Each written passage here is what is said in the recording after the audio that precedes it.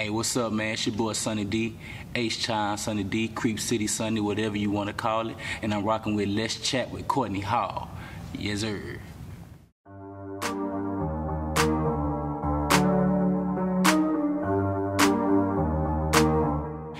Welcome to another episode of Let's Chat with Courtney Hall. I have a great guest, a special guest, my friend, unny Dee. What's going on? What's up? What's going down? Thank you so much for coming. Listen, I messaged him and I was just like, you know what? Can you come onto the show? And you came. So yeah, thank man, you so much. It's all good, man. I love seeing people do different things, you know what I'm saying? So you didn't had a dance company, you done did probably everything you possibly do, acting career, you doing everything. So, that's real dope. Well, thank you.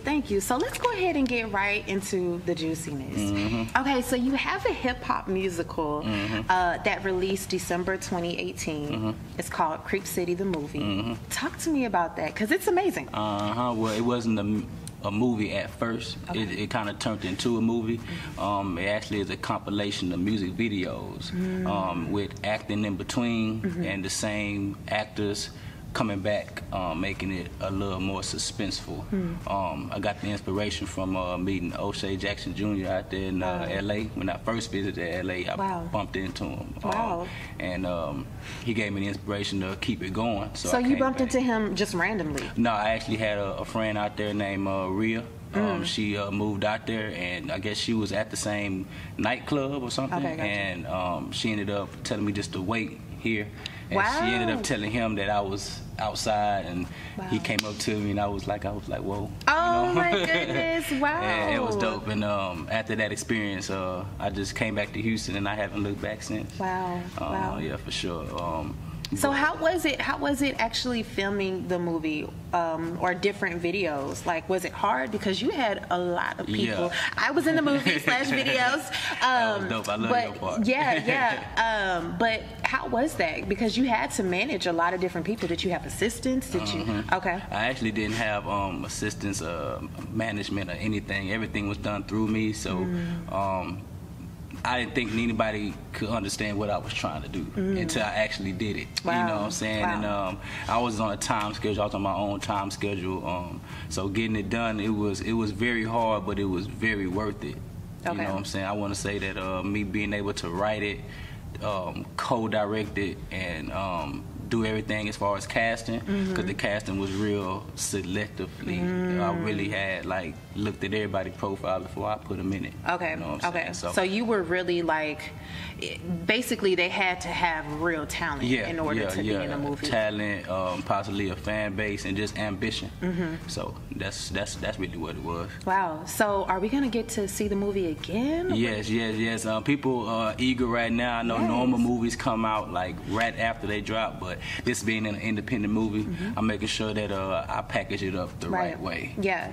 And what I really respect about you is that you didn't just, put the movie together and throw it out. It took years. Yeah, it took 3 years. 3 years. To be exact. You started in 2016. Yeah.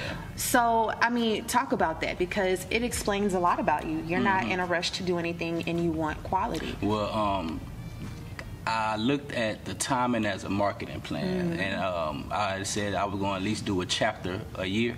I didn't know how many chapters it was going to be. I didn't know when I was going to stop, but I knew that I can at least try to do a chapter a year to keep the following up, thanks to Instagram. Instagram became a platform, I think, for everybody, and it's still expanding.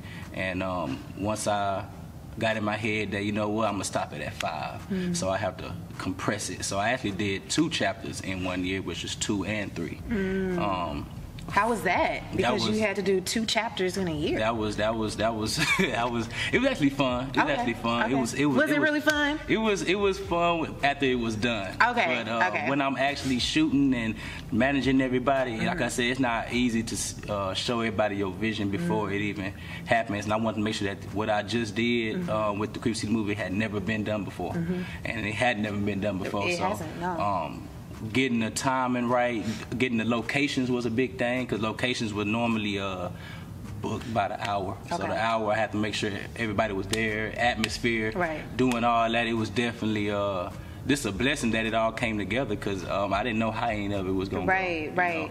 I want to get into whenever you were at the rodeo and you shot your movie at the rodeo. Yeah, that was How dope. did that happen? That was actually when I decided to start making it a movie, because with my main character coming back, she wasn't scared to do that with me. Okay. I didn't know anybody at the time that would do that with me on a stage like that, because the rodeo is a very big stage. Yes, it is. And that was a very packed day at the carnival. It was like probably the first weekend that it opened that year. So I went ahead and I hit her up. I told her.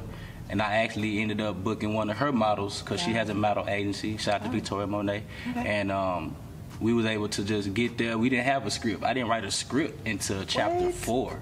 Oh my gosh. Yeah, so everything was so good. just me talking to the person, talking to the characters, and putting them in the mindset of the situation that was occurring. And that was cool, because we didn't need the script, because it wasn't that much dialogue. We had a music. We're gonna have music over the talking or whatever. But as far as her doing that with me, I was happy to that she came there and did that. And every time I hit her up for something, she was there. So you know, that was a big shout out to Victoria Monet, because she made that happen with my vision, without knowing what I was trying to do at the time. She just said, you know, I trust your vision, let's go. But that was fun. People was looking, people was talking to me, people was asking what's going on. I seen some of my high school friends there, college people was there. It was dope. Wow. And it looked like a real project, like a real movie, and that's what I always look for whenever I'm looking at different visuals. Now, what made you want to be an artist? An artist? I mean, me being an artist started from maybe like 15, and you know, I think everybody that I was around was either trying it or doing it. So I was a basketball player. That's where my unny Dee name came from. And basketball was one position? Point guard. I was always the shortest person on my team. Okay. But me doing music, I wasn't doing it at a very high level when I first started. Of course, I didn't have any equipment, no money, just a dream. And I just never stopped. I just found ways to do songs, whether it was the low quality, whether it was the low quality microphones, whatever. I just wanted to do songs. And once I got to the point to where I got money to do it, you know, I was just like, let's keep it going. And let's see what happens. And the movie came about just a way to get people to draw in, because I'm not signed to anybody. So I have to make a platform for my music. Right. Everything I normally do every year, I make a platform for it. So yeah, that's really what that's about. But that's how I got started, man, just keeping it going. Some of my friends in the neighborhood was doing it as well, and I even got them in the projects as well. So it's all good. Like who? My boy Kinfolk Reggio, my boy Eddie Lowe, my boy A Trey. They all in the movie as well. We was a group at one point. Back in like 2010. Wait, what was your name? What was the name? He was H-Town unny Dee back then. Oh, okay. And when I went solo back in 2015, I just added a $sign to it. I took the H-Town off. Not necessarily as disrespect, but to make sure that everybody knew that my music was diverse enough to not, it wasn't just H-Town music. As much as I love H-Town music and the classic, I don't make just that. I make a broad music range. For everybody. Yes, exactly. Now, if you were talking to your younger self, I love to ask my guests this, but if you were talking to your younger self, what would you tell your younger self? Man, you have a bright future. Yeah. Don't stop what you're doing. Yeah.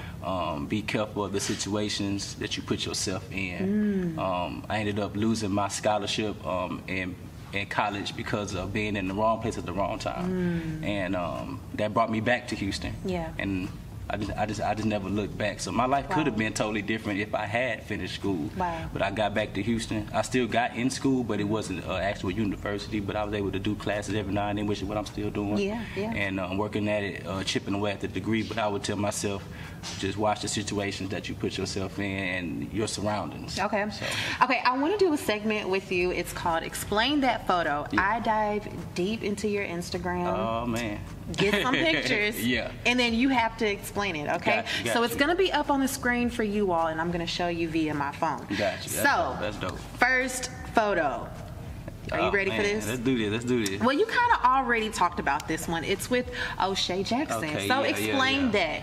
Is that the one that you just explained, or was it a different time? That was the same time. Okay, that was in the heat of the moment, and my heart was racing on this picture. Honestly, yeah? Because, were you nervous? Yeah, I had told him, I was like, I just watched you on my flight. Wow. And he was like, you must have had a good flight then, you know what I'm saying, just being humorous or whatever. And I just talked to him about his experience doing it. And he just said that, you know, he wasn't really acting. He had always knew his dad. So, you know, he thought that he was the one that should play him and et cetera, but he still had to audition. Wow. But that was like the first thing I asked him to do was take this picture with me really? so that I could bring it back to Houston and show everybody. Oh, you know, stunning. Okay, so the second one is the one with you and, is it Bundles of Brittany? Brittany Renner. Brittany Renner. Mm-hmm. Okay, so I wanted to know, were y'all dating? No, we wasn't dating. You sure? I'm sure. You lied to me? I'm sure. Okay, so y'all weren't what dating. happened? I seen that she was gonna be in town. Okay. And I just wanted to meet her because she had a huge following, and she's like my age. And I went up to the Microsoft. I think that was a store in Galleria, and we chopped it up. And I told her that I had a movie and who I was, and et cetera, et cetera. She automatically started supporting right then and there.